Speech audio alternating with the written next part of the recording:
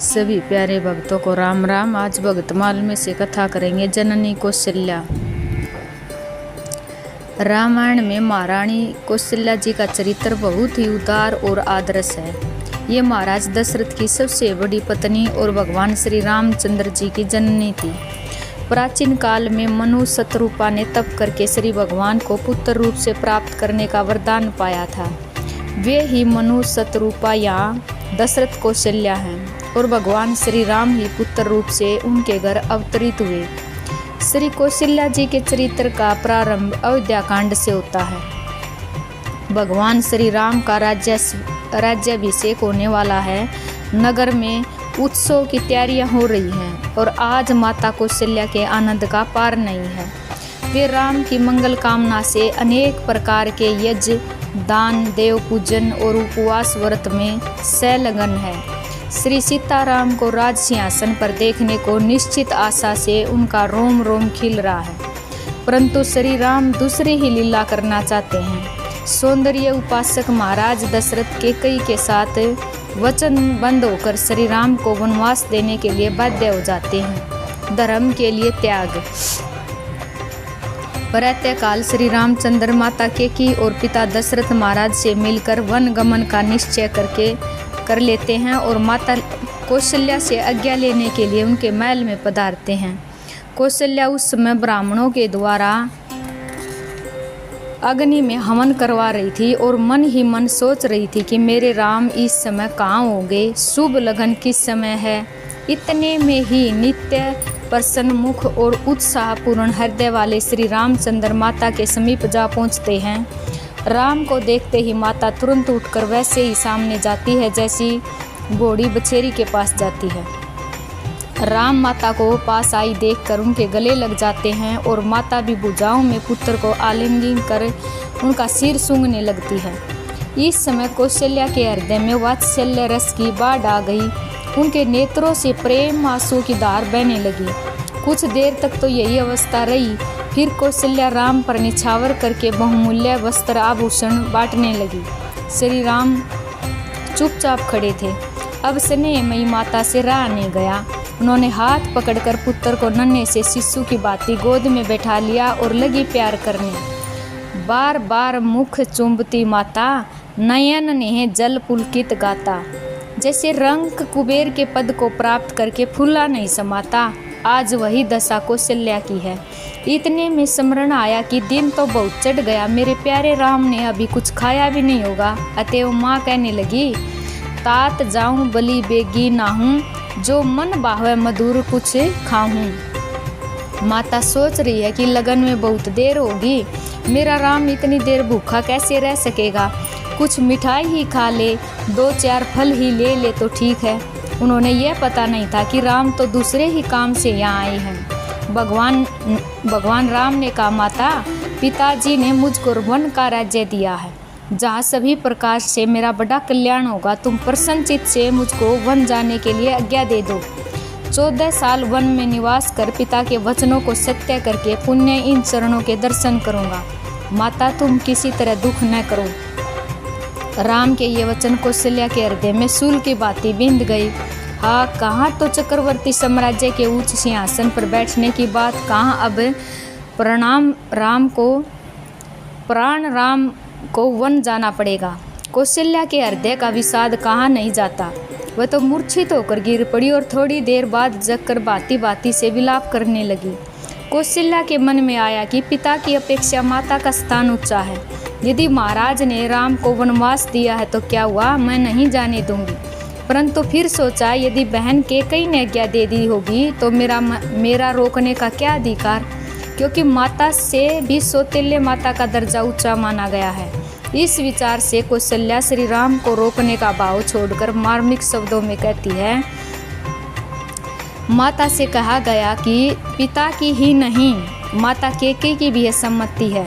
यहाँ पर कौशल्या ने बड़ी बुद्धिमान के साथ यह भी सोचा कि यदि मैं श्री राम को हठपूर्वक रखना चाहूँगी तो धर्म जाएगा और साथ ही दोनों भाइयों में परस्पर विरोध भी हो सकता है। राखूं सूत ही करूं अनुरोधु, धर्मू जाई अरु बंधु विरोधु।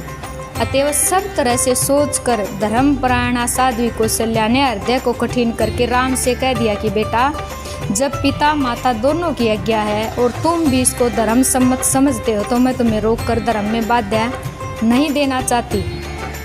जाओ और धर्म का पालन करते रहो। मेरा एक अनुरोध अवश्य है। मानियो मातु करनाथ बलि सुरती बिसर जनी जाई पातिव्रत धर्म। कह तो दिया परंतु फिर हृदय में तूफान आया। अब कौशल्या साथ ले चलने के लिए आग्रह करने लगी और बोली, बेटा, जैसे गाय अपने बछड़े के पीछे जहाँ वह जाता है वहीं जाती है, वैसे ही मैं भी तो तुम्हारे साथ तुम जहाँ जाओगे वहीं जाऊंगी। इस पर भगवान श्री राम ने माता को अवसर जानकर पातिव्रत धर्म का बड़ा ही सुंदर उपदेश दिया और जो स्त्री मात्र के लिए मनन करने योग्य है। भगवान बोले, माता जी, पति को परित्याग कर देना स्त्री के लिए बहुत बड़ी क्रूरता है। तुमको मन से भी ऐसा सोचना नहीं चाहिए, करना तो दूर रहा। जब तक ककुस्थ वंशी मेरे पिताजी जीवित हैं तब तक तुमको उनकी सेवा ही करनी चाहिए। यही सनातन धर्म है। सदवा स्त्रियों के लिए पति ही देवता है और पति ही प्रभु है। महाराज तो तुम्हारे और मेरे स्वामी और राजा हैं। भाई भरत भी धर्मात्मा और प्राणी मात्र के साथ प्रिय आचरण करने वाले हैं। वे भी तुम्हारी सेवा ही करेंगे क्योंकि उनका धर्म में नित्य प्रेम है। माता, मेरे जाने के बाद तुमको बड़ी सावधानी के साथ ऐसा प्रयत्न करना चाहिए कि जिससे महाराज दुखी होकर दारुण शोक से अपने प्राण न त्याग दें। सावधान होकर सर्वदा वृद्ध महाराज के हित की ओर ध्यान देओ। व्रत उपास आदि नियमों में तत्पर रहने वाले धर्मात्मा स्त्री भी यदि अपने पति के अनुकूल नहीं रहती तो वह अधम गति को प्राप्त होती है। परंतु जो देवताओं का पूजन वंदन आदि बिल्कुल न करके भी पति की सेवा करती है, उसको उसी के फलस्वरूप उत्तम स्वर्ग की प्राप्ति होती है। अतएव पति का हित चाहने वाली प्रत्येक स्त्री को केवल पति की सेवा में ही लगे रहना चाहिए। स्त्रियों के लिए श्रुति स्मृति में एकमात्र यही धर्म बताया गया है। साध्वी कौशल्या तो पतिव्रता शिरोमणि थी। पुत्र स्नेह से राम के साथ जाने को तैयार हो गई थी। अब पुत्र के द्वारा पातिव्रत धर्म का महत्व सुनते ही पुण्य कर्तव्य पर डट गई और श्री राम को वन गमन करने के लिए उन्होंने आज्ञा दे दी। कौशल्या के पातिव्रत के संबंध में निम्नलिखित उदाहरण और भी ध्यान देने योग्य हैं। जिस समय श्री सीता जी स्वामी श्री राम के साथ वन जाने को तैयार होती है, उस समय कौशल्या जी उत्तम आचरण वाली सीता को हृदय से लगाकर और उनका सिर सूंघकर निम्नलिखित उपदेश करती है। पुत्री, जो स्त्री पति के द्वारा सब प्रकार से सम्मान पाने पर भी गरीबी की हालत में उनकी सेवा नहीं करती, वे असती मानी जाती है। जो स्त्रियां सती हैं वे ही शीलवती और सत्यवादिनी होती हैं। बड़ों के उपदेश के अनुसार उनका बर्ताव होता है और वे अपने कुल की मर्यादा का कभी उल्लंघन नहीं करती और अपने एकमात्र पति को ही परम पूज्य देवता मानती हैं। बेटी, आज मेरे पुत्र राम को पिता ने वनवासी बना दिया और वह धनी हो या निर्धन, तेरे लिए तो वही देवता है। अतः कभी इसका तिरस्कार न करना। यद्यपि परम सती सीता जी को पातिव्रता का उपदेश करना सूर्य को दीपक दिखाना है, तथापि सीता ने सास के वचनों से कुछ बुरा नहीं माना या अपना अपमान नहीं समझा। उनकी बातें धर्मार्थ युक्त समझ हाथ जोड़कर कहा, माता जी, मैं आपके उपदेश अनुसार ही करूँगी। पति के साथ किसी प्रकार का बर्तावा करना चाहिए, इस विषय का उपदेश माता पिता के द्वारा मुझको प्राप्त हो चुका है। आप असाध्वी स्त्रियों के साथ मेरी तुलना न करें। मैं कदापि धर्म से विचलित न हो सकूंगी। और जिस प्रकार चंद्रमा से चांदनी अलग नहीं होती, जिस प्रकार बिना तार के वीणा नहीं बजती, जिस प्रकार बिना पहिए के रथ नहीं चल सकता, उसी प्रकार स्त्री चाहे 100 पुत्रों की भी माँ क्यों न हो जाए, पति बिना वह कभी सुखी नहीं हो सकती। पिता, माता, भाई और पुत्र आदि जो कुछ सुख देते हैं वह परिमित होता है और केवल इसी लोक के लिए होता है, परंतु पति तो मोक्ष रूप अपरिमित सुख का दाता है। अतएव ऐसी कौन दुष्टा स्त्री जो अपने पति की सेवा न करेगी। अब श्री राम वन को चले जाते हैं। और महाराज दशरथ दुखी होकर कौशल्या के भवन में आते हैं। तब आवेश में आकर वे उन्होंने कुछ कठोर वचन कह बैठती है। इसके उत्तर में जब दुखी महाराज आर्त भाव से हाथ जोड़कर कौशल्या से अक्षमा मांगते हैं, तब कौशल्या भयभीत होकर अपने कृत्य पर बड़ा भारी पश्चाताप करती है। उनकी आंखों से निर्जल की तरह आंसू बहने लगते हैं और वे महाराज के हाथ पकड़कर उन्होंने अपने मस्तक पर रखकर घबराहट के साथ कहती है, नाथ, मुझसे बड़ी भूल हुई। मैं धरती पर सिर टेक कर प्रार्थना करती हूँ, आप मुझ पर प्रसन्न होइए। मैं पुत्र वियोग से पीड़ित हूँ, आप अक्षमा कीजिए देव। आपको जब मुझे दासी से अक्षमा मांगनी पड़े, तब मैं आज पतिव्रत धर्म से भ्रष्ट हो गई। आज मेरे सील पर कलंक लग गया। अब मैं क्षमा के योग्य नहीं रही। मुझे अपनी दासी जानकर उचित दंड दीजिए। अनेक प्रकार की सेवाओं के द्वारा प्रसन्न करने योग्य बुद्धिमान स्वामी जिस स्त्री को प्रसन्न करने के लिए बाध्य होता है, उस स्त्री के लोक परलोक दोनों नष्ट हो जाते हैं। हे स्वामिनी, मैं धर्म को जानती हूँ, आप सत्यवादी हैं, यह भी मैं जानती हूँ। मैंने जो कुछ कहा सो पुत्र शोक की अतिशय पीड़ा से घबरा कर कहा। कौशल्या के इन वचनों को राजा से सांत्वना हुई और उनकी आंखें लग गई।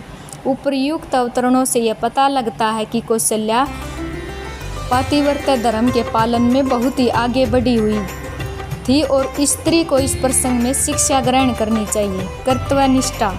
दशरथ जी श्री राम के वियोग में व्याकुल हैं। खान पान छूट गया। मृत्यु के चिन्ह प्रत्यक्ष दिखाई पड़ने लगे। नगर और महल में हाहाकार मचा हुआ है। ऐसी अवस्था में धीरज धारण करके अपने दुख को भुला श्री राम की माता कौशल्या, जिनका प्राणधार पुत्र वधु सहित वनवासी हो चुका है, अपने उत्तरदायित्व और कर्तव्य को समझती हुई महाराज से कहती है, धन्य है राम जननी देवी कौशल्या, ऐसी अवस्था में तुम्हें ऐसे आदर्श वचन कह सकती हो। धन्य है तुम्हारे धैर्य, साहस, पतिव्रत विश्वास और तुम्हारी आदर्श कर्तव्य निष्ठा को। वधु प्रेम। कौशल्या को अपनी पुत्र वधु सीता के प्रति कितना वात्सल्य प्रेम था, इसका दिग्दर्शन नीचे के कुछ शब्दों में होता है। जब सीता जी राम के साथ वन जाना चाहती है, तब रोती हुई कौशल्या कहती है, और मैं पुनि पुत्र वधु प्रिय पाई, रूप राशि गुणशील सुहाई, नैनन पुतरी करी प्रीति बढ़ाई, राखियों प्राण जानकी लाई, पलंग पीठ तजी गोद इंडोरा, सियन दिनु पगु अविनी कठोरा। जीवन मुरी जिमी जोगवत रहूं, दीप बाती नहीं टारन कहूँ।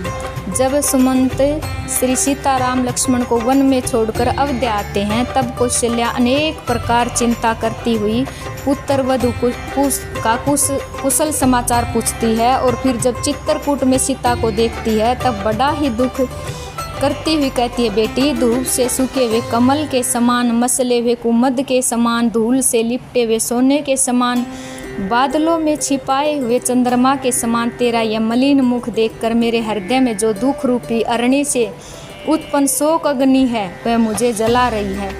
यदि आज सभी सासुओं का बर्ताव पुत्र वधु के साथ ऐसा हो जाए, तो घर घर में सुख का स्रोत बहने लगे। राम भरत में समान भाव और प्रजाहित। कौशल्या राम और भरत में कोई अंतर नहीं मानती थी।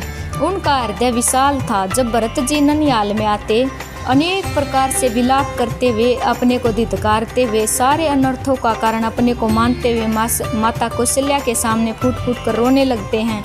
तब माता सहसा उठकर आंसू बहाती हुई भरत को हृदय से लगा लेती है और ऐसा मानती है मानो राम ही लौट आए। उस समय शोक और स्नेह उनके हृदय में नहीं समाता। तथापि वे बेटे भरत को धीरज बंधाती हुई कोमल वाणी से कहती है, कैसे आदर्श वाक्य हैं, राम की माता ऐसी न हो तो और कौन होगी। महाराज की दाह क्रिया के उपरांत जब वशिष्ठ जी और नगर के लोग भरत को राजगद्दी पर बैठाना चाहते हैं, और तब भरत जी किसी प्रकार भी नहीं मानते, तब माता कौशल्या प्रजा के सुख के लिए धीरज धरकर कहती है, प्रजा हित का इतना ध्यान श्री राम माता को होना ही चाहिए। माता ने राम के वन जाते समय भी कहा था कि मुझे इस बात का तनिक भी दुख नहीं कि राम को राज्य के बदले वन मिल रहा है। मुझे तो इस बात की चिंता है कि राम के बिना महाराज दशरथ, पुत्र भरत और प्रजा को महान क्लेश होगा। पुत्र प्रेम। कौशल्या की पुत्र वत्सलता आदर्श है। राम के वनवास से कौशल्या को प्राण तक क्लेश है, परंतु प्यारे पुत्र श्री राम की धर्म रक्षा के लिए कौशल्या उन्होंने रोकती नहीं। वरम कहती है, बेटा मैं तुझे इस समय वन जाने से रोक नहीं सकती, तू जा और शीघ्र ही लौट कर आ। सत्पुरुषों के मार्ग का अनुसरण करता रह। तू प्रेम और नियम के साथ जिस धर्म का पालन कर रहा है वह धर्म ही तेरी रक्षा करे। इस प्रकार धर्म पर दृढ़ रहने और महात्माओं के सन्मार्ग का अनुसरण करने की शिक्षा देती हुई माता पुत्र की मंगल रक्षा करती है और कहती है, कर्तव्य परायण धर्मशिला त्याग मूर्ति माता कौशल्या इस प्रकार पुत्र को सहवर्ष वन में भेज देती है। वियोग के दानव नल से हृदय दग्ध हो रहा है, परंतु पुत्र के प्रेम की टेक और उसकी हर्ष शोक रहित सुख दुख शून्य आनंदमयी मंजूल मूर्ति की ओर देख देख कर अपने को गौरविंत समझती है। यह है सच्चा प्रेम। या मोह को तनिक भी अवकाश नहीं। भरत जी के सामने कौशल्या गौरव के साथ प्यारे पुत्र श्री राम की प्रशंसा करती हुई कहती है, बेटा महाराज ने तेरे बड़े भाई राम को राज्य के बदले वनवास दे दिया, परंतु इससे राम के मुख पर मलिनता भी नहीं आई। यह सब होने पर भी माता का हृदय पुत्र का मधुर मुखड़ा देखने के लिए निरंतर व्याकुल है। 14 साल बड़ी ही कठिनाइता से श्री राम के धरू सत्य वचनों की आशा पर बीतते हैं। लंका विजय कर श्री राम जब अयोध्या लौटते हैं तब माता को यह समाचार मिलता है, तब यह सुनते ही इस प्रकार दौड़ी जाती है जैसे गाय बछड़े के लिए दौड़ा करती है। बहुत दिनों के बाद पुत्र का मुख देखकर कौशल्या के प्रेम समुद्र की मर्यादा टूट जाती है। वे पुत्र को हृदय से लगाकर बार बार सिर सूंघती है और कोमल मस्तक तथा मुखमंडल पर हाथ फेरती हुई एवं टकटकी लगाकर देखती हुई मन में बहुत ही आश्चर्य करती है कि मेरे इस कल के कोमल कमनीय जरा से बच्चे ने रावण जैसे प्रबल पराक्रमी को कैसे मारा होगा। मेरे राम लक्ष्मण तो बड़े ही सुकुमार हैं, ये महाबली राक्षसों से कैसे जीतते होंगे। माता क्या तुम इस बात को भूल गई कि तुम्हारे सुकुमार बालक लीला संकेत से ही त्रिभुवन को बनाने बिगाड़ने वाले हैं। इन्हीं की माया से सब कुछ हो रहा है। ये तुम्हारे प्रेम के कारण तुम्हारे यहाँ पुत्र रूप से प्रकट होकर जगत का कल्याण करते हुए तुम्हें सुख पहुँचा रहे हैं। माता तुम धन्य हो। कौशल्या को अपने धर्म पालन का फल मिलता है, उनका शेष जीवन सुख में बीतता है और अंत में वे श्री राम के द्वारा तब तक ज्ञान प्राप्त करके हृदय में सर्वदा श्री राम का ध्यान करने से संसार बंधन को छीनकर सात्विक राजस तामस तीनों गतियों को लांघ कर परम पद को प्राप्त हो गई। सभी प्यारे भक्तों को राम राम जी।